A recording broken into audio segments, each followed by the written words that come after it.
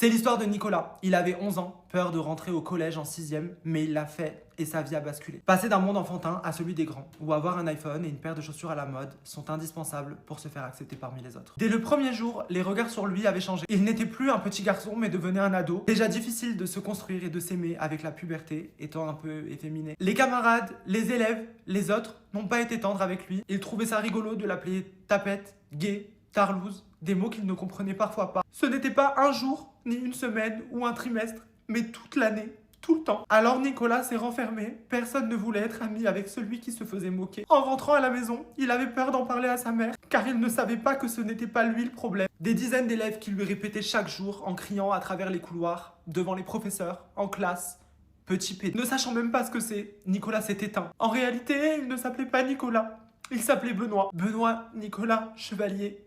De mon vrai nom. C'est ce que j'ai subi toute ma vie. Ils ont détruit mon adolescence. Et personne ne mérite ça. Depuis que j'ai une audience, je me bats contre le harcèlement. Et demain, c'est la rentrée. Alors je compte sur vous pour être bienveillant envers les uns et les autres et intégrer les personnes qui semblent différentes. Ne laissez pas Nicolas seul.